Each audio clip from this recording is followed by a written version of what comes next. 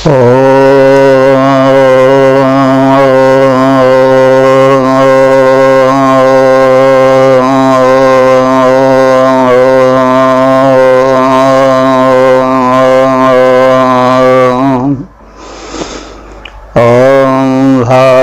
कर्णेभिः शृणुयाम देवा भद्रं पश्येमाक्षभिर्यजत्रा विश्वैरङ्गैस्तुष्वांशुस्तनुर्भिर्व्यसेम देवहितं यदायुः। ॐ विश्वानिदेव सवितर्दुरितानि परासु यद्भद्रं तन्नयासु। वेद प्रेमियों सुधी श्रोताओं, संप्रति हम सब ऋग्वेद के द्वितीय मंडल के 42वें सूक्त में प्रवेश करने जा रहे हैं। इस सूक्त में कुल 3 मंत्र हैं। मंत्र दष्टारस ग्रीष्मद हैं, देवता शकुंत और छंद त्रिष्टुप है। तो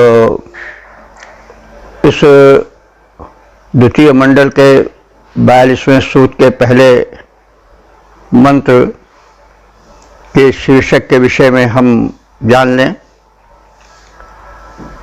शकुनी उपदेशक रूप में मंगल वचनोच्चारण करें। अब इस मंत्र का सर्वप्रथम सस्वर पाठ हो जाए।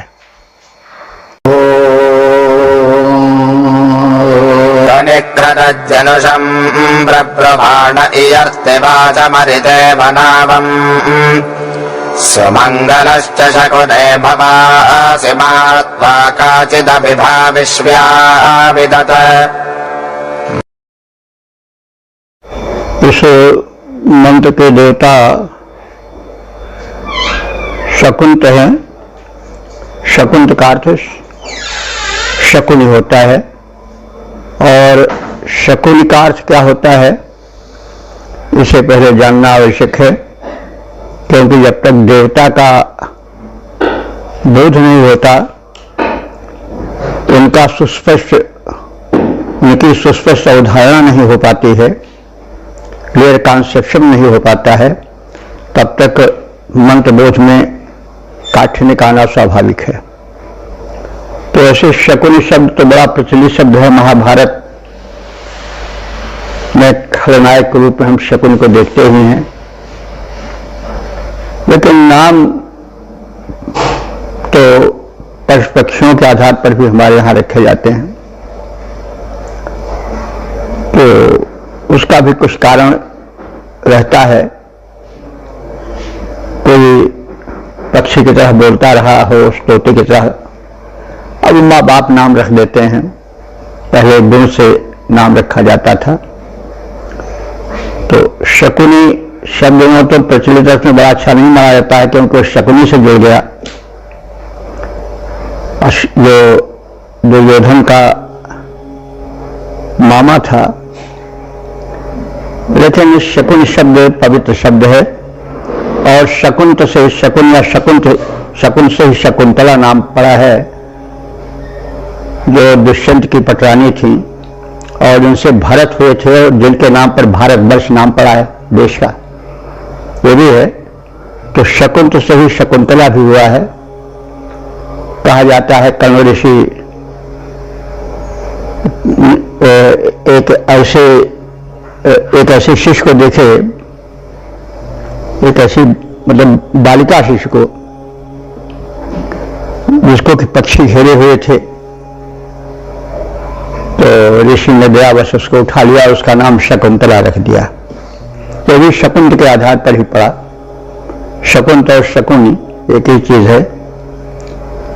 तो शकुंतला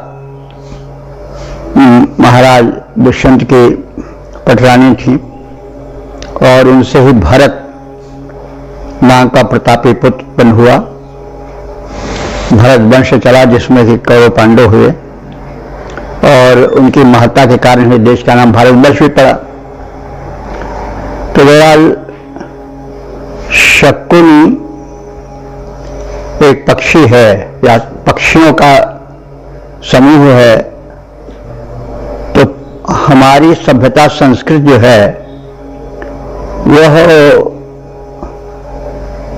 कण से शिक्षा लेती है और सर्वत्र ईश्वर दर्शन करती है, सबको सम्मान देती है। हमारे यहाँ चींटी तक को भी चारा देने की, कौवे को भी बलि देने की, यानी चारा देने की महत्ता है। श्राद्ध पक्ष में कौवा विशेष रूप से सम्मानित होता है। तोते आज को हम पालते ही हैं। और पक्षियों में एक गुण विशेष है, मनुष्य ने छोड़ दिया है अहंकार में या प्रमाद में पशुओं से गुण ग्रहण करना। लेकिन देखिए, पक्षी कभी बूढ़े नहीं दिखाई पड़ते हैं, बल्कि तोता तो जितने पुराना हो जाता है उसका रंग उतने निखरता है। कंठी उसके निकल आती है, जो कि बड़ी सुशोभन वो कंठी लगती है, गले के चारों ओर एक रेखा से खींच जाती है। कोई भी पक्षी ऐसा नहीं दिखाई पड़ता कहीं बैठा हुआ कि जिसको कहा जा सके ये बुढ़ा पक्षी है। तो अब मनुष्य को चाहिए कि उसका कुछ अनुसरण करे, अनुकरण करे कि क्या ऐसी बात है जिसको मनुष्य भूल चुका है और जिससे वो ज्यों-ज्यों अवस्था बीतती है त्यों-त्यों ढलता जाता है। अंत में उसका शरीर बड़ा ढहने लगता है, बुढ़ापे का शरीर। तो आखिर बात क्या है? मनुष्य इस पर ध्यान नहीं देता है, लेकिन ध्यान देना चाहिए। हमारे ऋषियों मुनियों ने ध्यान दिया था, लेकिन हम कुछ बाह्य सभ्यताओं के प्रभाव में आकर के अपने वेद को भुला दिए। वैदिक ज्ञान के प्रति कहा जाए विमुख से हो गए। अब आज तो केवल स्वस्थ पाठ तक ही वेद सीमित है। हम लोग तो प्रेरणा से श्रम कर रहे हैं, सुनने वाले लोग भी हैं, प्रशंसक भी हैं, प्रसन्नता होती है, प्रेरणा मिलती है, लेकिन उसके प्रति वो उन्मुखता नहीं दिखाई पड़ती जो कि होनी चाहिए। वेद हमारे संस्कृत के मूल हैं, मानव सभ्यता के उपदेशक हैं और उनकी वैश्विक मान्यता है और होनी भी चाहिए।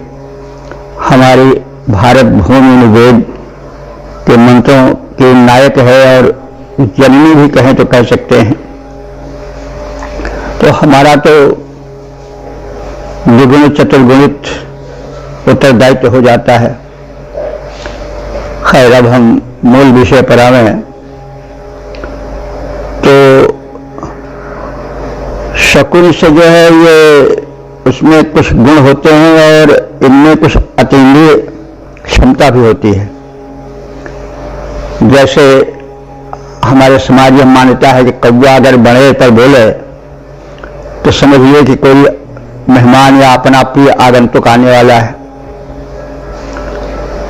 इसी तरह से नीलकंठ पक्षी के विषय में भी दशहरा में उसका बड़ा महत्व है। कुछ पक्षी दक्षिण दिशा से अगर शब्द करते हैं, समझ लीजिए कि कुछ उपलब्धि होने वाली है। तो अतीन्द्रिय क्षमताएं होती हैं पक्षियों में, हम जानते हैं। देखिए, हम तो अपने ही मोहल्ले में भटक जाते हैं, लेकिन ध्रुव प्रदेश से आने वाले पक्षी समुद्र तक जाते हैं, लेकिन वे रास्ता नहीं भटकते हैं। और प्रजनन आज करके या समय की विपरीतता को, सर्दी को पार कर लेने के बाद वे फिर अपने स्थान पर लौट आते हैं ध्रुव प्रदेश में, साइबेरिया के मैदानों में। लेकिन वो उन्हें रास्ता भूलता नहीं है, भटकता नहीं है। तो पक्षियों में कुछ विशेष बातें हैं। एक चीज और जानिए, शकुन शब्द हमारे यहाँ है नहीं, वही शकुन सगुन के रूप में भी हो जाता है। वो मंगल का परिचायक होता है। कहते हैं भाई शुभ शकुन है, या शकुन को सगुन कह देते हैं, वही वो तो काकागा हो जाता है। तो पक्षी जो है मंगल के भी सूचक हैं। उसी के आधार पर शकुन बना है। शकुन विचार है, शुभ शकुन है। और पक्षियों से भी भविष्य का निर्णय होता है। एक नौवा पक्षी है, अगर वो बोलता है तो लोग कहते हैं किसी की मृत्यु होने वाली है। तो पक्षियों में कुछ ऐसे गुण होते हैं जो कि बड़े उच्च कोटि के हैं, और हमारे वेद में, पुराणों में और सनातन धर्म में उनको समादर दिया गया है। तो आज भी तोता मैना को, वो मैनाक पक्षी को आप लोग देखे होंगे, कचहरी वगैरह में कुछ स्थानों पर ऐसे लोग मिलते हैं जो पाले रहते हैं पिंजरे में, और कुछ भाग्य के संबंधी लिखित पत्र रखे रहते हैं, और उसको निकालते हैं तो चोंच से जो पत्र निकलता है उसमें जो कुछ लिखा रहता है वो मनुष्य के उस शकुन के, यानी भविष्य के सूचक कुछ शब्द उसमें रहते हैं, उस पर लोग विश्वास करते हैं।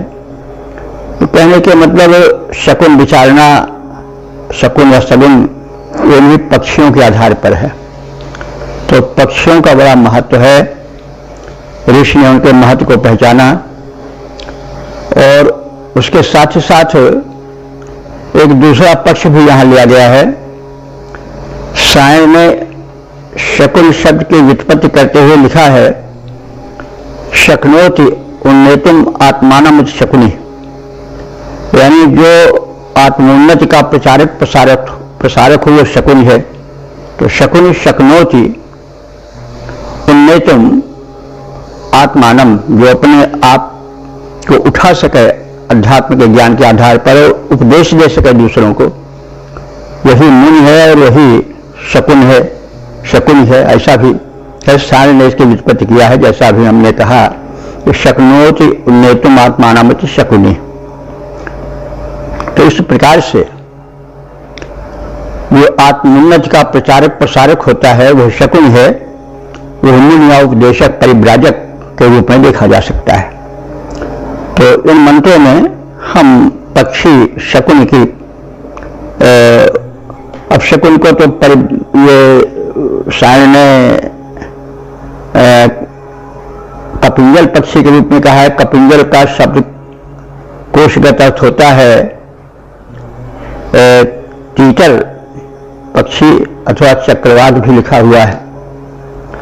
तो लेकिन यहां पर हम शकुनी का अर्थ लेते हैं एक और पक्षी जो कि शुभ शकुन का या भविष्य के विषय में बताने की क्षमता रखता है, अथवा उसका जो एक साथ साथ अर्थ चलता है अन्योद के रूप में, उसको हम आत्मोन्नति के प्रचारक प्रसारक, मुनि उपदेशक या परिव्राजक के रूप में भी ले सकते हैं, और वही ठीक होगा।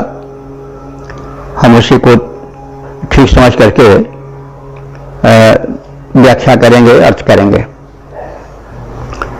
तो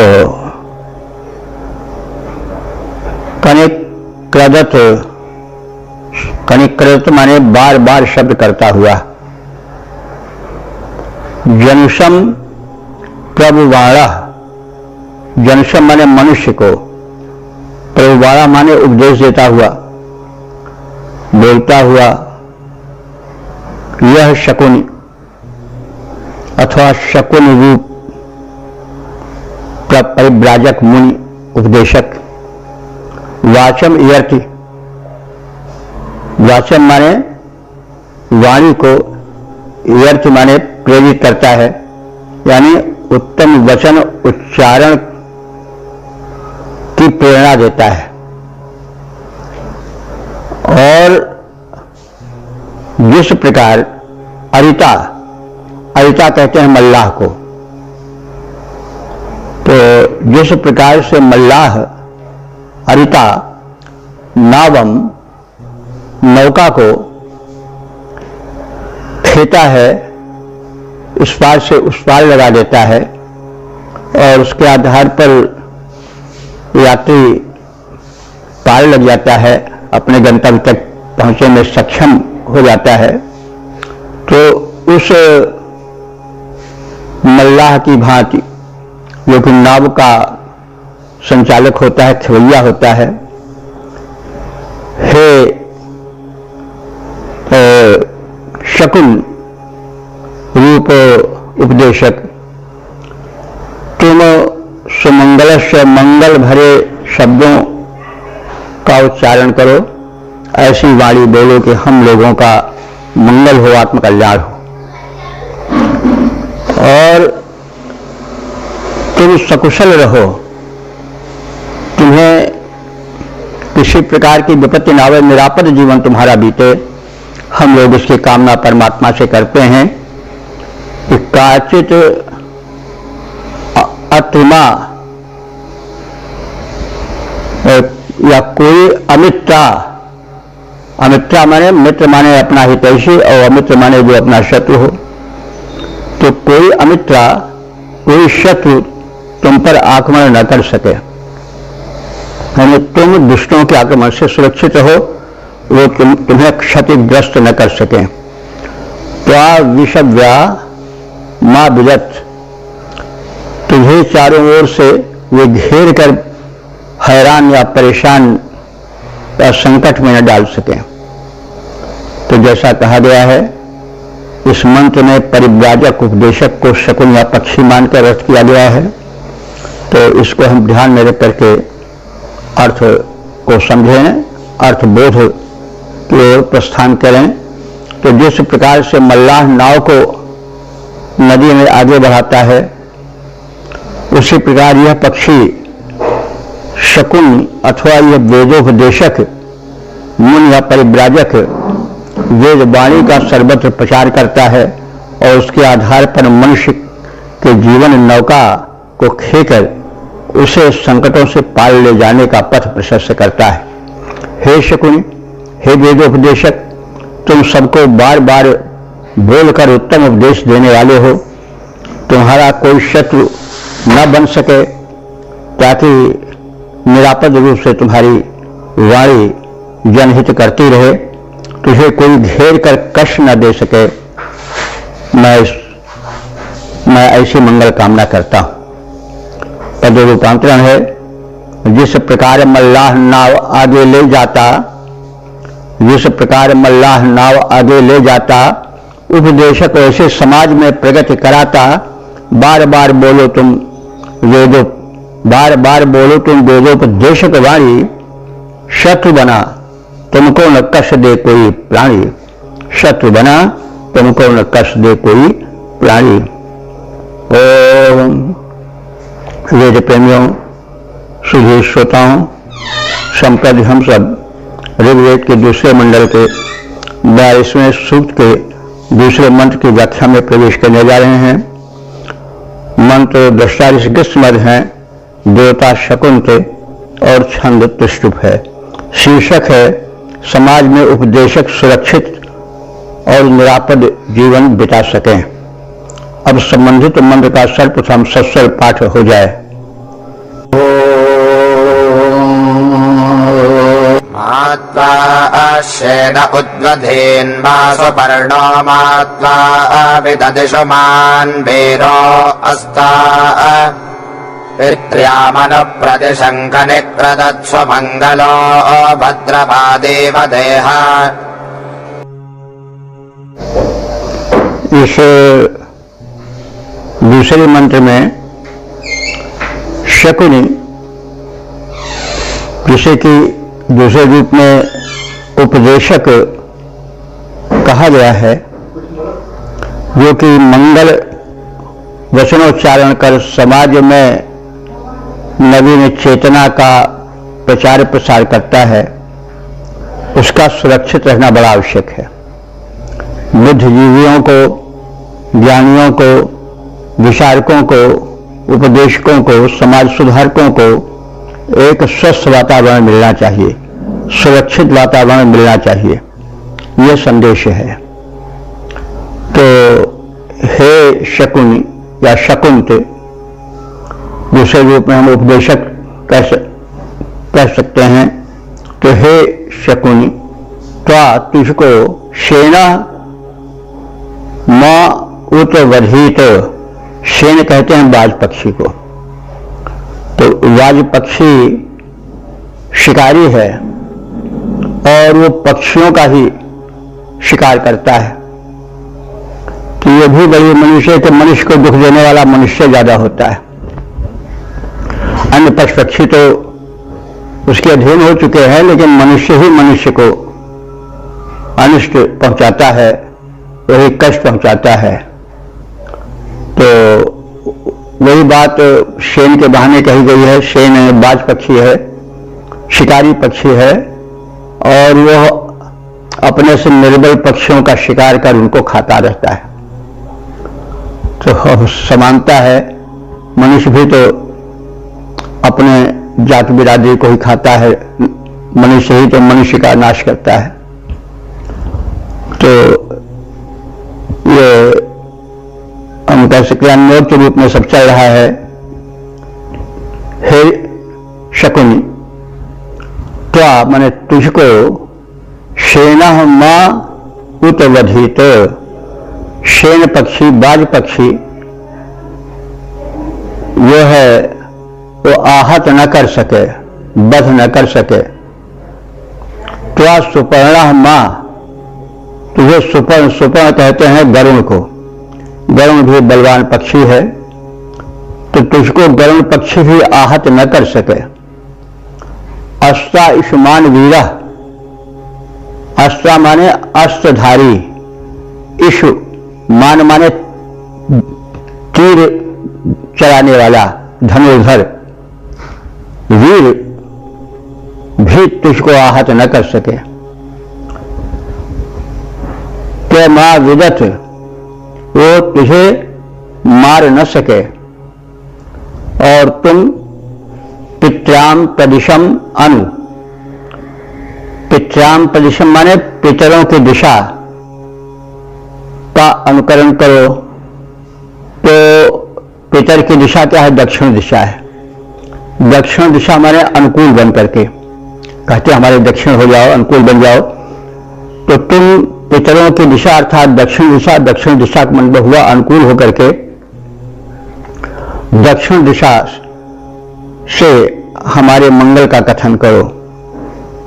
तो ऐसा कहा जाता है कुछ पक्षी होते हैं अगर वो दक्षिण दिशा में बोले तो शकुन होता है, कोई शुभ घटना या कोई शुभ सूचना मिलने वाली होती है। क्योंकि शकुन शब्द से ही शकुन बना है। शकुन, शकुन माने जो होता नहीं, शकुन विचारा जाता है, इनको शकुन दिखा दो, मंगल दिखा दो। तो इस तरह से तुम पितरों की दिशा में यानी दक्षिण दिशा में हमारे अनुकूल होकर के उपदेश दो। कनिकृत माने शब्दायमान हो जाओ। सुमंगला भद्रवादी इहवर कल्याणकारी वाणी का उच्चारण करो और हमारे शुभ का विस्तार करो, अशुभ से दूर करो, शुभ सूचना देते रहो ताकि हमारा जीवन सुखी जीवन हो सके। तो हे शकुनी अथवा उपदेशक, तुम्हें शेन पक्षी अर्थात दुष्ट उत्पाती प्रकृति के व्यक्ति न मार पावे। तुम्हें गरुड़ पक्षी यानी जो बलशाली पक्षी हैं अथवा बलशाली व्यक्ति हैं वे तुझे कष्ट न दे सकें। कोई शस्त्रधारी धनुष बाणधारी भी तुम्हें आहत न कर पाए। पितरों की दिशा अर्थात दक्षिण दिशा अर्थात विपरीत परिस्थितियों में भी तुझे कोई बाधित न कर सके, अथवा तो हमारे दक्षिण होकर के रहो, अनुकूल होकर के रहो। प्रत्येक परिस्थिति में तुम यहां अपने सदुपदेशक रूप का प्रचार प्रसार करो। हे पक्षी, तुम हमें उपदेश दो अपने गुणों के कारण, अथवा हे पक्षी तुल्य सदुपदेशक, तुम घूम घूम करके चारों ओर मानव समाज का वेदोपदेश द्वारा सदुपदेश द्वारा कल्याण करते रहो। तो हे उपदेशक दुष्ट, हे शकुन रूप उपदेशक, हे उपदेशक दुष्ट न तेरा वध कर पाए। बलशाली जो गरुड़ न प्राणों को हर पाए, शस्त्र न मारे और न प्रतिकूलता झुकाए, तू अपना उपदेश सदा ही देता जाए, तू अपना कर्तव्य सदा ही करता जाए। ओम वेद प्रेमियों, सुधे श्रोताओं, संप्रति हम सब ऋग्वेद के दूसरे मंडल के 42वें सूक्त के तीसरे मंत्र की व्याख्या में प्रवेश करने जा रहे हैं। मंत्र विस्तार इस ग्रीष्मद हैं और देवता शकुंत तथा छंद तिष्टुप है। विषय है शकुन मंगलमय वाणी का उच्चारण करें, यानी उपदेशक मंगल वचन से समाज का कल्याण करें। अब संबंधित मंत्र का सर्वप्रथम सस्वर पाठ हो जाए। अवक्रन्द दक्षिणतो ग्रहाणां सुमङ्गलो भद्रवादे शकुन्ते मानस्तेन एष तमाघशं सो बृहद्वदेम विदधे सुवीराः। यह तीसरा मंत्र इस सूक्त का समापन का मंत्र है। इसमें ऋषि अपनी अभिलाषा की अभिव्यक्ति करता है और देवत्व देखकर शकुन से एक दिव्य समुन्नत जीवन की, सुरक्षित जीवन की याचना करता है। तो शकुंते संबोधन है, हे उत्तम पक्षी, सुमंगलः भद्रवादी भव, तुम मंगल वचनों के और भद्र माने कल्याणकारी वचनों को बोलने वाले बन जाओ। गृहाणाम दक्षिणातः अवक्रंद, गृहाणाम माने हमारे घरों के दक्षिण बाजू में, दक्षिण दिशा में स्थित होकर के बोलो। अवक्रंद शब्दोच्चारण करो। नह अस्तेनः मा ईशत, नह माने हम सब उपासकों को, अस्तेनः माने चोर डकैत लुटेरे, अस्तेन कहते हैं चोर डकैत लुटेरे आदि को। तो हम सब को अस्तेन चोर लुटेरे डकैत माईशत प्रभावित ना कर सकें, हम पर शासन ना कर सकें, हम उनके अधीन, उनके प्रभुत्व में ना रहें। अघ संशय माँ,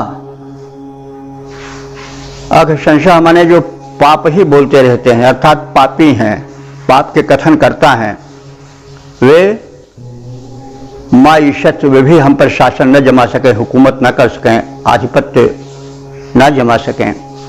और हम इस प्रकार से तुम्हारे द्वारा पुष्ट होकर के सुवीराह, अपने वीर पुत्रों के सहित विरथे यज्ञ में बृहत बरेम, तुम्हारे व्यापक यश का प्रचार प्रसार करें, तुम्हारी प्रशंसा करें।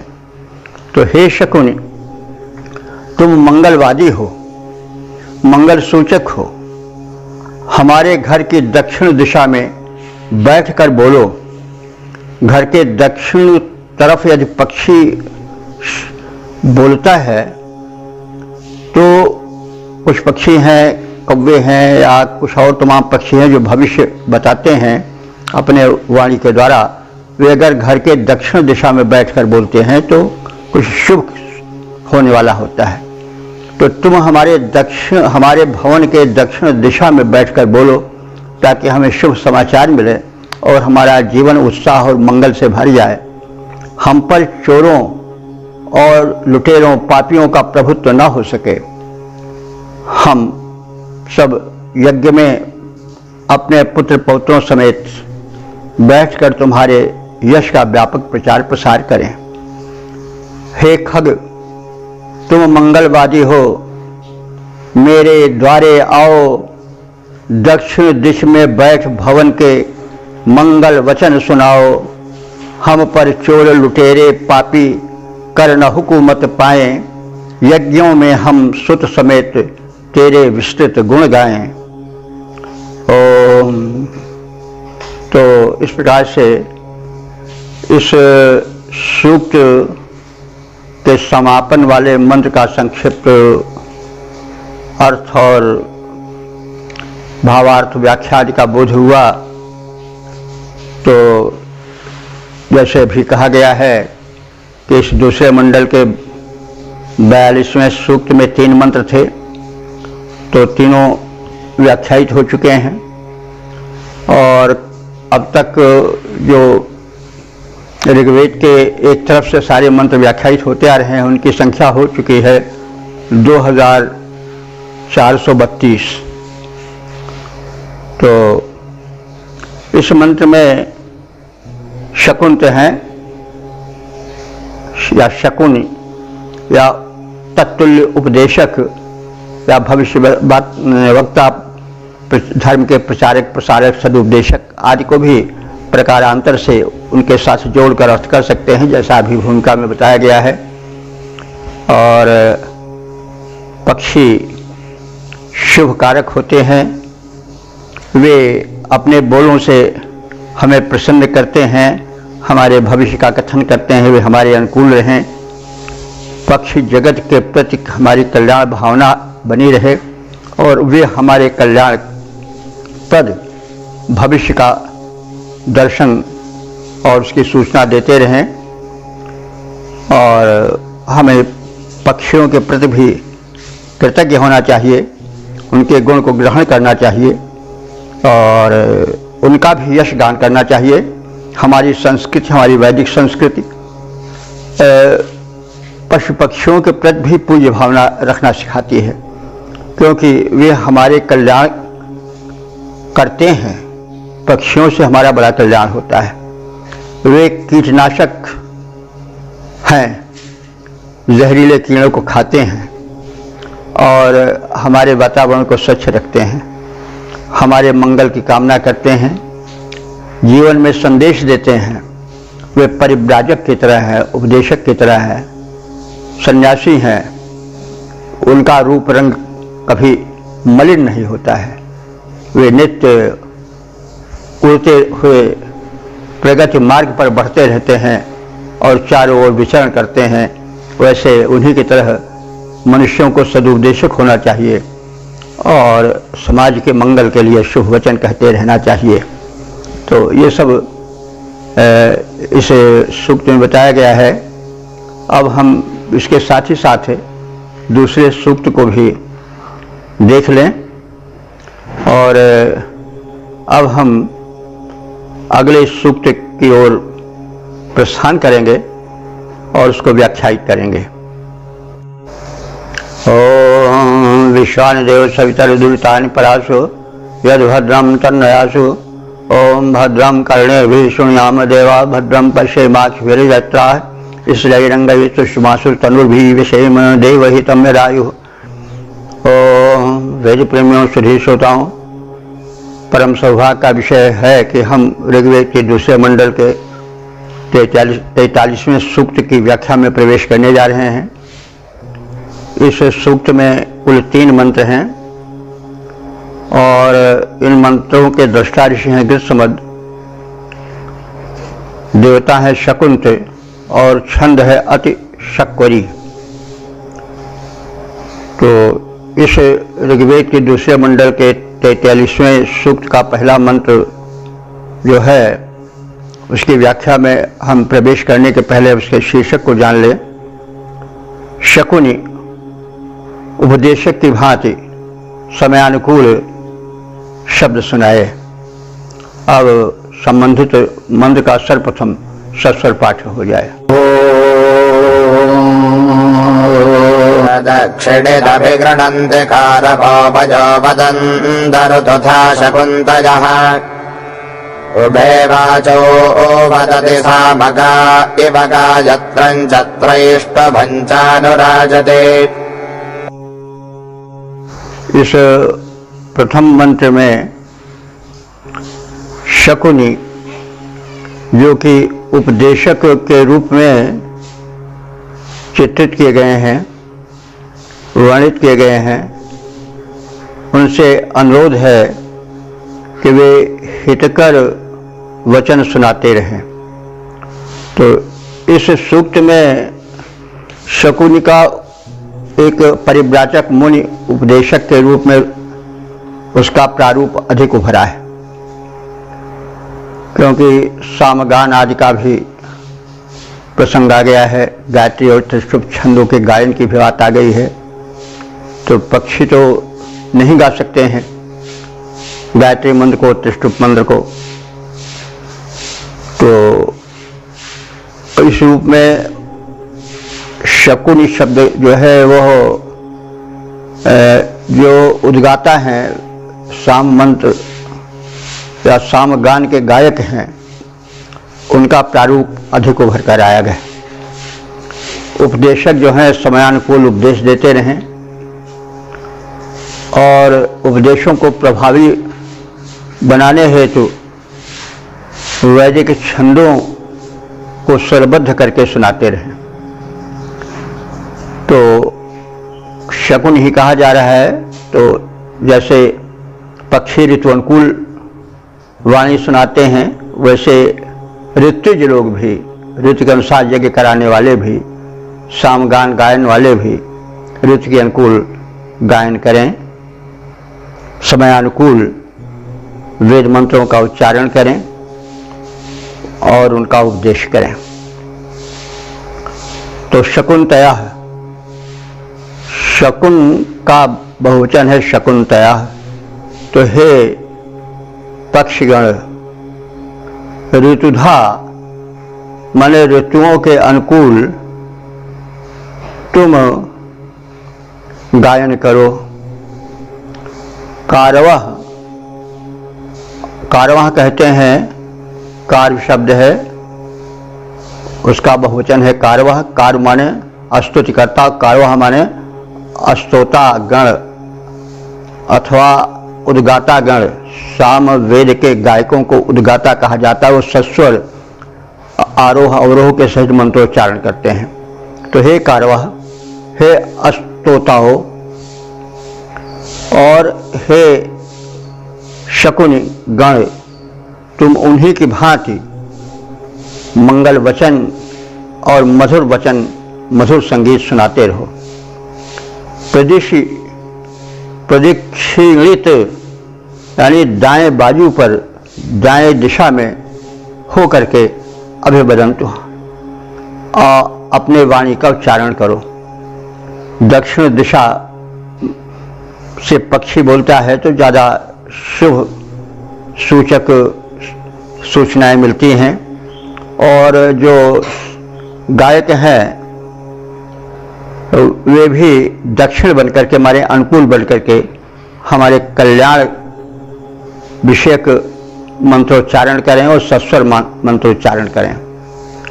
और सामगाह्यु, और साम गायकों की भांति, उद्गाताओं की भांति, गायत्रम त्रैष्टुभम उभे वाचो। गायत्रम माने गायत्री मंत्र और त्रैष्टुभ माने त्रिष्टुभ छंद में निबद्ध मंत्र। इन उभय माने इन दोनों को वाचो माने इन छंदों का उच्चारण करो और उनका सस्वर गायन करो। तो इस प्रकार से तुम अनुराजति, हमारे यज्ञ में, हमारे यज्ञपूर्ण जीवन में सुशोभित हो, उसकी शोभा बढ़ाओ। तो जिस प्रकार पक्षी ऋतुओं की सूचना देते हैं, उसी प्रकार ये उपदेशक समयानुसार हमें उपदेश देते रहें। समयानुसार यज्ञ जो होता है उसमें उस समयानुसार मंत्रों का उच्चारण करें, क्योंकि हमारे यज्ञों में एक विधान है कि यज्ञ सभी अवसर पर, सभी ऋतुओं में नहीं किया जा सकता। ऋतुओं के अनुकूल यज्ञ कराने के विधान, इसीलिए जो उपदेशक हैं, यज्ञकर्ता हैं, याजक हैं, उनको ऋत्विज भी कहा जाता है, क्योंकि वो ऋतु के अनुसार यज्ञ कराते हैं। तो ऋतु के अनुसार यज्ञ होता है तो उसके अनुसार सामगान भी होना चाहिए, क्योंकि यज्ञ जब होता था तो उसमें गायन को प्राधान्य दिया जाता था। इसीलिए गीता में कहा गया है कि वेदेषु सामवेदो हम, मैं वेदों में सामवेद हूँ, क्योंकि सामवेद में मंत्रों का आरोह अवरोह सहित सस्वर पाठ होता है, जो कि विशेष प्रभावशाली होता है। जब कोई गीत स्वर लहरी पर चढ़ जाता है, संगीत के साथ चल पड़ता है, तो उसका प्रभाव अचूक होता है। तो वही मंत्र जब साम बन जाते हैं, यानी ऋग्वेद के मंत्र ही साम मंत्र हो जाते हैं जब वे गायन की खराद पर चढ़ जाते हैं। तो अब जिस प्रकार से साम गायक गायत्री मंत्र को, गायत्री एक छंद है, गायत्री छंद में निबद्ध मंत्रों को और त्रिशुभ नामक छंद में निबद्ध मंत्रों का गायन करके शोभा बढ़ाते हैं, मंगल लुटाते हैं, वैसे हे पक्षीगण, हे शकुनिगण, तुम भी हमारे मंगल वाणी को बोलो और इस प्रकार से अनुराजति, तुम शोभा पाते रहो, हमारी शोभा बढ़ाते रहो, हमारा मंगल करते कराते रहो।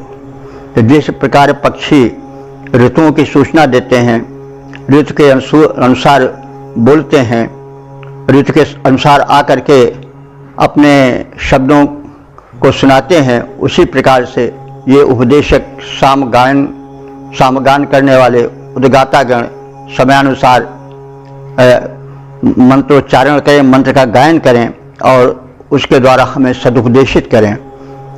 साम गायक की भांति गायत्री और त्रिशुभ नामक छंदों का प्रयोग अपने उपदेशों में वे जो परिव्राजक हैं, सदुपदेशक हैं, वे सस्वर गान करके हमारे भावों को, याज्ञिक भावों को बढ़ाते रहें, प्रभावित करते रहें और हमारा जीवन धन्य बनता रहे, हमारा जीवन सुशोभन बने और वे भी शोभा पाएं।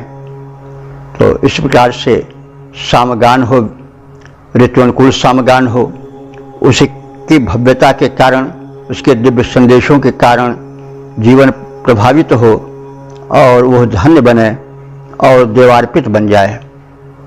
तो इस प्रकार से हमने इस मंत्र के संक्षिप्त अर्थ को जाना। अब इसके पद रूपांतरण पर ध्यान दें। खग आकर ऋतु के सूचक बन जाते जैसे, दिन शिक्षा समयानुकूल उपदेशक वैसे। खग आकर ऋतु के सूचक बन जाते जैसे, दिन शिक्षा समयानुकूल उपदेशक वैसे। करते छंद प्रयोग साम गायक हैं जैसे, उपदेशों में छंद प्रयोग करें वे वैसे। ओम। वेद प्रेमियों, सभी श्रोताओं, सम्यक रूप से अर्थ जानने के लिए अब हम ऋग्वेद के दूसरे मंडल के 43वें सूक्त के दूसरे मंत्र की व्याख्या में प्रवेश करने जा रहे हैं। मंत्र दृष्टा ऋषि हैं ग्रीष्मद, देवता हैं शकुंत और छंद है अतिशक्वरी।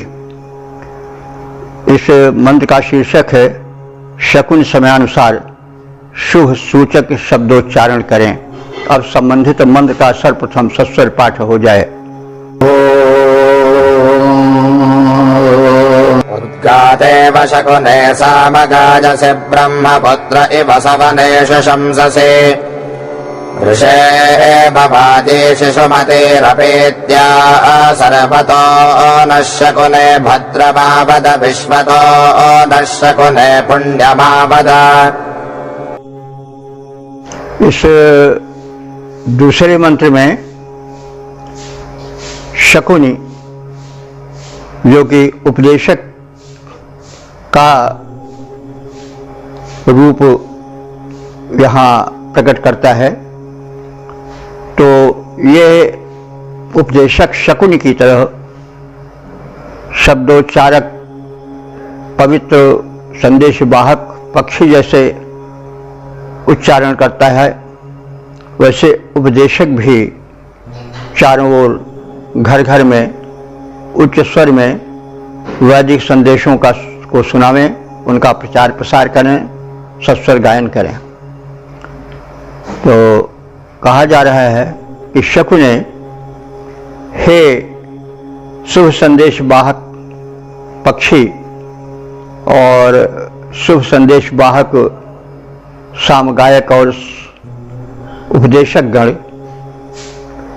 उद्गातायु, जैसे उद्गाता कहते हैं, सामगान या साम वेद के गायक को उद्गाता कहा जाता है।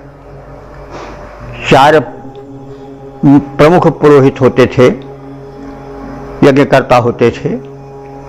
उनमें से एक जो होता था तो जो ऋग्वेद के मंत्र थे उनसे देवों का आवाहन करता था। एक जो होता था उद्गाता नाम का पुरोधा, वह आवाहित देवों को आहुति देता था, वह यजुर्वेद का ज्ञाता था। और एक पुरोहित जो मुख्य है वो कई भी संख्या में हो सकते हैं, वे सामगान का गायन करके आहुति से संतृप्त हुए देवताओं का मनोरंजन करते थे या उनको प्रसन्न करते थे। उच्च स्वर में साम गान का गायन करके उनको उद्गाता कहा जाता था। और ब्रह्मा नाम का एक ऐसा पुरोहित था जो कि पूरे याज्ञिक प्रक्रिया का निरीक्षण करता था। तो इस प्रकार से यज्ञ संतुलित रूप से संपूर्ण हो सके, इसके लिए 4 पुरोहितों का विधान किया गया था। तो उसमें उद्गाता का विशेष महत्व दिखाया गया है। उद्गाता साम वेद के मंत्रों का, जिसको साम भी कहा जाता है, उसको संगीतबद्ध रूप में उच्च स्वर में गाता था, सस्वर संगीत के समेत। तो यहाँ पर जो शकुनि तुल्य, शुभ पक्षी तुल्य उपदेशक हैं, वे जो है सामवेद के मंत्रों का उच्च स्वर में गायन करें, घर घर उनका प्रचार प्रसार करें। वैसे जो शकुनि है, पक्षी हैं, वे भी चारों ओर मंगल का प्रचार प्रसार करें अपनी मधुर वाणी के द्वारा। तो सीधे संबोधन तो शकुन को किया जा रहा है कि हे पक्षी, उद्गातायु जैसे कि साम गायन करता उच्च स्वर में साम वेद के मंत्रों का उच्चारण करता है, उस उद्गाता की भांति तुम भी उच्च स्वर में अपने मधुर वाणी से हमें आनंदित करो, हमारे मंगल का विधान करो। और ब्रह्मपुत्र, ब्रह्म कहते हैं ब्रह्मा। ब्रह्मा कौन यहाँ है? वो चतुर्मुखी ब्रह्मा नहीं, यज्ञ का जो निरीक्षण करता प्रमुख पुरोहित होता था, संपूर्ण याज्ञिक प्रक्रिया की देखरेख करता था कि कहीं किसी प्रकार की अशुद्धि न रह जाए, कोई कुतत्व न बाधा पहुंचा सके याज्ञिक प्रक्रिया को, उसको ब्रह्मा कहा जाता था। तो ब्रह्मपुत्र का मतलब हुआ कि ब्रह्मा के पुत्र की तरह। तो ब्रह्मा का पुत्र भी उस वातावरण में पल करके सुयोग्य होता था। तो जैसे ब्रह्मा नामक ऋत्विक का जो पुत्र है, वो भी अपने कार्य में, क्रिया में निपुण होकर के चारों ओर यज्ञ को परिपूरित करता है, उसी प्रकार से तुम भी सवनेश संसश, सवन कहते हैं यज्ञों में आहुति डालने की प्रक्रिया को, तो तुम भी यज्ञों की आहुति डालने की प्रक्रिया में जो हो वो स्तोत्रों का उच्चारण करो। और वृषावाजी शिशुमती, अब यहाँ पर दृष्टांत दिया जा रहा है कि तुम्हारा जो उच्च स्वर है वो भाव भरा हो और लोगों को अपनी ओर आकर्षित कर सके। कैसे? दृष्टांत दिया जा रहा है कि वृषा बाजी, वृषा माने जैसे कोई बलवान, बाजी माने घोड़ा, अपनी घोड़ी को, अश्वी को देख करके हिनहाट का बड़ा उच्च स्वर करता है और सबका ध्यान अपनी ओर आकर्षित कर लेता है, वैसे तुम भी इस प्रकार से वेद मंत्र का गायन करो कि सभी लोग आकर्षित हो जाएं। तो इत्य माने वही घोड़ी, इत्य कहते हैं घोड़ी को। तो जैसे घोड़ा घोड़ी को देख करके भाव विभोर हो करके बड़े जोर से ही निहाट का शब्द करता है, सबका ध्यान उस ओर आकर्षित हो जाता है, वैसे जो मंत्र गायन हो, साम गायन हो, बड़े उच्च स्वर में हो, आकर्षक हो, सबका ध्यान उस ओर चला जाए। शकुने, हे पक्षी, अथवा पक्षी के रूप में जो परिव्राजक, उपदेशक, सामगान के गायक हैं, वे भी सर्वतः न भद्रम आवदत, सर्वतः हमारे सभी ओर से हमारा भद्र माने कल्याण ही करें और कल्याण होने वाले वचनों का या वाणियों का ही उच्चारण करें। तो विश्वतः न पुण्यम आवद, विश्वतः हमारे चारों ओर से, सभी ओर से वे पुण्य वचनों का ही उच्चारण करें ताकि हमारा कल्याण होता जाए। तो हे शकुनी अथवा उपदेशक, जैसे उद्गाता सामगान करते हैं उच्च स्वर में, वैसे तुम भी उच्च स्वर में गायन करो, अपने स्वर को सुनाओ। घूम घूम करके चारों ओर मंगल का प्रचार प्रसार करो। यज्ञ में ब्रह्मा यानी प्रमुख जो ऋत्विक होता है, निरीक्षक होता है यज्ञ क्रिया प्रक्रिया का, उसी के पुत्र के समान तुम भी मंत्रोच्चारण करो। और जैसे बलवान अश्व अश्वी के पास शब्द करता है और अपने उच्च स्वर से, भाव भरे स्वर से सबको आकर्षित कर लेता है, वैसे तुम भी वेद घोष करो कि सभी तुम्हारी ओर ध्यान देने लग जाएं।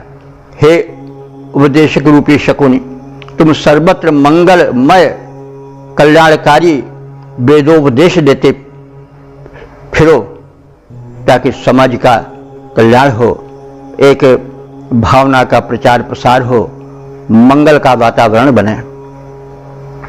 पद रूपांतरण है, हे उद्गाता गाते सामगान, ऋत्विक मंत्रोच्चारक जैसे, हे उपदेशक वैदिक संदेशों का करना प्रसार वैसे, बलवान अश्व अश्वी समीप करता है बृहद घोष जैसे, वैदिक मंत्रों का करना है उद्घोष तुम्हें बढ़कर वैसे। ओम वेद प्रेमियों, सुधीर श्रोताओं, संप्रति हम सब ऋग्वेद के दूसरे मंडल के 43वें सूक्त के तीसरे मंत्र की व्याख्या में प्रवेश करने जा रहे हैं। मंत्र दृष्टा ऋषि हैं ग्रीष्मद, देवता है शकुंत और छंद है अतिशक्वरी। शीर्षक है शकुनी उपदेशक की भांति मंगलोच्चार करें। अब संबंधित मंत्र का सर्वप्रथम सस्वर पाठ हो जाए। आपदौस्त्वं शकुने भद्रमावदतोष्णे मासेन स्वमतिं जगद्धिनः यदुत्पतन् वदसि कर्करिर्यथा बृहद्वदेम विदथे स्ववीराः। इस तीसरे मंत्र में जो शकुनी है, पक्षी रूप में उपदेशक हैं, उनकी महत्ता और उनके उच्च स्वर में चारों ओर फैल करके प्रस्थान करके तीव्र गति से उपदेश देने की प्रक्रिया की प्रशंसा की गई है और उनके प्रति कृतज्ञता प्रकट की गई है और कहा गया है कि आप हमारे कल्याण के लिए, समाज के कल्याण के लिए जो चारों तरफ पक्षियों की तरह, चारों ओर पक्षियों की तरह उड़ उड़ करके उपदेश देते हो, श्रम करते हो, मंगल फैलाते हो, उसके लिए हम तुम्हारे कृतज्ञ हैं। तुम हमें अपने मंगलवाणी से सत्कर्म के लिए प्रेरित करते रहो और हम तुम्हारे गुण गाते रहें। पुत्र पौत्रों समेत सपरिवार तुम्हारी प्रशंसा करते रहें। तो कहा जा रहा है कि शकुने, तो शकुन तो पक्षी का संबोधन है कि हे पक्षी। और यहाँ पर हमको उसका आनुषंगिक अर्थ लेना चाहिए कि हे पक्षी की भांति उड़ करके चारों ओर वेद मंत्रों और वैदिक संदेशों को प्रचार प्रसार करने वाले उपदेशकों। यत जब उत्पतन माने तुम ऊपर उड़ते हुए, अर्थात चारों ओर वेग से जाते हुए, करकरी यथा, करकरी एक प्रकार का बाजा है जो कि बजता था तो उसका स्वर जो है दूर तक फैल जाता था। तो तुम करकरी नाम के बाजे के समान, वाद्य यंत्र के समान उच्च स्वर में वदश माने बोलते हो वैदिक उपदेशों का उच्चारण करते हो और आबदन इस प्रकार से वैदिक मंत्रों का उद्घोष करते हुए वैदिक संदेशों को उच्च स्वर में सुनाते हुए तुम भद्रम आवाह हम सबका कल्याण ही करते हो और हम सबका कल्याण को हम सबके कल्याण को पूरी तरह से वहन करते हो, ले जाते हो, फैलाते हो। तूष्णी आसीना, जब तुम तूष्णी कहते हैं शांत, जब तुम चुपचाप बैठे रहते हो, आसीना माने बैठे रहते हो, कुछ नहीं कहते हो, तो भी तुम्हारा व्यक्तित्व जो है वो प्रभाव फैलाता रहता है। तो शांत बैठे रहने पर भी उस अपने शांति द्वारा भी तुम अपने व्यक्तित्व का परिचय देते हुए वैदिक संदेशों में फैले हुए शांति के गुण को प्रसारित करते रहते हो। न सुमतिम सिकिद्धि, तुम हमारी सुमति को, सद्बुद्धि को प्रेरित करो और हम उसके प्रति कृतज्ञ बने हुए सुवीरा अपने वीर पुत्रों के सहित विदिथे माने यज्ञस्थल पर बैठ करके बृहद बरेम तुम्हारे यश का व्यापक प्रचार प्रसार करते रहें, गुणगान करते रहें। तो हे उपदेशक रूप विहग पक्षी, तुम ऊपर उठते हो, उत्थान करते हो और वेग से सर्वत्र जाकर के कर एक वाद्य विशेष के समान अपने उपदेशों को जो वेदाधृत रहते हैं, वेदाश्रित रहते हैं, उनका प्रचार प्रसार करते हो, उच्च स्वर में प्रचार प्रसार करते हो। और जब मंचस्थ होकर तुम सुनाते हो वेद मंत्रों को और उनमें निहित संदेशों को, तो उससे हमारा मंगल ही मंगल होता रहता है। और जब तुम शांत बैठे रहते हो तब भी तुम्हारा व्यक्तित्व कुछ न कुछ हमें प्रेरित ही करता रहता है, उपदेश देता रहता है और हमारी संकल्प शक्ति में सूक्ष्म रूप से बैठ करके हमें महत्ता, हमें शुभ की प्रेरणा ही देता रहता है। और इस प्रकार से हम परितः सर्वत्र समन्तात तुम्हारी सद्बुद्धि से प्रेरित होते रहते हैं। इसके लिए हम तुम्हारे कृतज्ञ हैं और हम इस कृतज्ञता से झुके हुए, नम्र बने हुए यह कामना करते हैं कि हम सब यज्ञों में उस बृहद जन सम्मेलन में तुम्हारे इस कृत्य की प्रशंसा करें, तुम्हारे बृहद यश का प्रचार प्रसार करें, यशोगान करें। तो हे उपदेशक मंचस्थ हुए, ये छंदोमय वाणी है, हे उपदेशक मंचस्थ हुए जब तुम उपदेश सुनाते हो, हे उपदेशक मंचस्थ हुए जब तुम संदेश सुनाते हो, मंगलमय वाणी के द्वारा कल्याण लुटाते जाते हो। चुप रहने पर संकल्प शक्ति से मति को सत प्रेरित करते, पुत्रों समेत गुण गाएंगे तुम मंगलमय मंगल भरते। ओम। इस प्रकार से प्रभु कृपा से, वेद भगवान की अनुकंपा से हम लोग इस ऋग्वेद के दूसरे मंडल के 43वें सूक्त के तीनों मंत्रों की व्याख्या से परिचित हुए और अब तक जो मंत्र व्याख्यायित हो चुके हैं ऋग्वेद के एक तरफ से, उनकी संख्या हो चुकी है 2435। यह प्रभु की कृपा है, हमारा सबका सौभाग्य है। तो इस प्रकार से आज एक और विशेष मंगल है कि हम 10 मंडलीय ऋग्वेद के वांग्मय की 2 सीढ़ियां पर पहुंच चुके हैं और पहुंच करके उसे पार कर चुके हैं। अब हम तृतीय सोपान पर या तीसरे मंडल में प्रवेश करेंगे। तो अब इस समय यह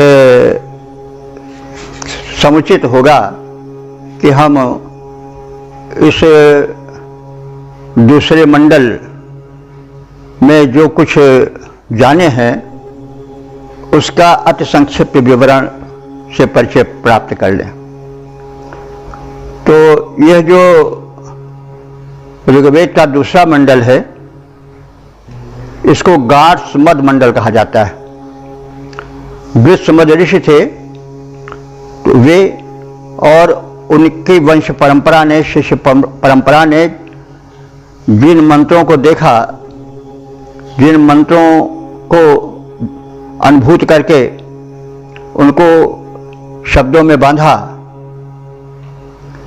तो उसी का संग्रह है यह द्वितीय मंडल। मंडल का अर्थ होता है ऋषि परिवार। जो मंडल माने जो मंडलाकार घेरे अपने कर है, तो परिवार का भी अर्थ होता है परितः कार्य, चारों ओर से जो हमारे ओर बना रहे वही परिवार है। उसी तरह से मंडल भी है जो परिवार की तरह है, या मंडल परिवारवत घेरे रहे, यानी जो अपने परिवार के सदस्य हैं, पुत्र पौत्र आदि हैं, वैसे मंडल हुए या परिवार के लोग हुए। तो यह जो दूसरा मंडल है यह गृहस्थ्यमद ऋषि और उनके परिवार के सदस्यों द्वारा, ऋषियों द्वारा देखा गया है, इसलिए इसको गार्हस्थ्यमद मंडल कहा जाता है। तो इस द्वितीय मंडल में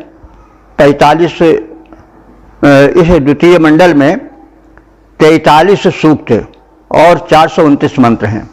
43 सूक्त और 429 मंत्र हैं। सूक्तों के वर्ण विषय कुछ इस प्रकार से हैं। सूक्त 1 से लेकर 10 तक अग्नि की स्तुति है। इसमें तृतीय सूक्त आपरी सूक्त है। आपरी सूक्त में विशेष रूप से अग्नि के विविध रूपों का आवाहन, स्तवन और प्रसादन की प्रक्रिया का पालन किया गया है। क्रम संख्या 11 से 22 सूक्तों में इंद्र के पराक्रम का, 23 से 26 तक में ब्रह्मणस्पति देव का, एवं 27वें सूक्त में आदित्यों की स्तुतियां हैं। 28वें सूक्त में वरुण,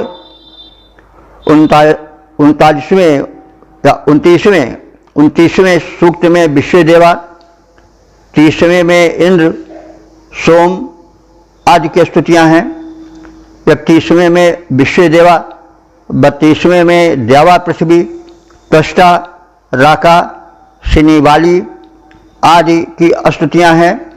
33वें सूक्त में रुद्र, 34वें में और 36वें में इंद्र, मरुत, त्वष्टा आदि देवों की, 37वें सूक्त में द्रविणोदा नामक अग्नि की तथा अश्विनी कुमारों की स्तुतियां हैं। 38वें में उदयकालीन सविता की, 39वें सूक्त में अश्विनी कुमारों के गुण कर्म के कथन हैं।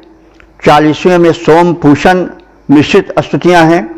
41वें सूक्त में वायु, इंद्र, मित्रा, वरुण के साथ साथ सरस्वती और द्यावा पृथ्वी को यज्ञ में सोमपानार्थ आवाहन और उनके आमंत्रण का कथन है। 42वें और 43वें सूक्तों में कपिंजल पक्षी के अथवा शकुन के रूप में कथन किया गया है। एक परिव्राजक का, उपदेशक का प्रारूप प्रस्तुत किया गया है और उनसे मंगल की कामना की गई है। समाज में प्रचार प्रसार कर शुभवाणी वेद का मंगलमय गान के प्रस्तुतिकरण की प्रार्थना है। तो प्रायः सभी सूक्तों में सुख, समृद्धि, मंगल एवं विजय प्राप्ति की कामनाएं हैं। तो इस प्रकार से हम समग्र को देखें तो मंत्र संख्या जो है प्रथम मंडल की 2006 है और द्वितीय मंडल की जो है 429 है। इस प्रकार से सर्वयोग हो गया है। अब तक जो व्याख्यायित मंत्र हैं उनकी संख्या हो चुकी है 2435। तो इस प्रकार से ये परम कृपा है उस परमात्मा की, वेद भगवान की अनुकंपा है कि हम लोग इस प्रकार से द्वितीय मंडल की इतश्री को प्राप्त हो चुके हैं। अब हम लोग अगली बैठक में तृतीय मंडल में प्रवेश करेंगे। इस मंडल के मंत्रदृष्टा ऋषि विश्वामित्र हैं और उनके वंशज ऋषि हैं। इस मंडल को विश्वामित्र मंडल कहा जाता है। इसके विषय में हम प्रारंभ में जब इस मंडल में प्रवेश करेंगे तो संक्षिप्त परिचय देंगे। ओम सर्वे भवन्तु सुखिनः, सर्वे सन्तु निरामयाः, सर्वे भद्राणि पश्यन्तु, मा कश्चित् दुःखभाग् भवेत्। ओम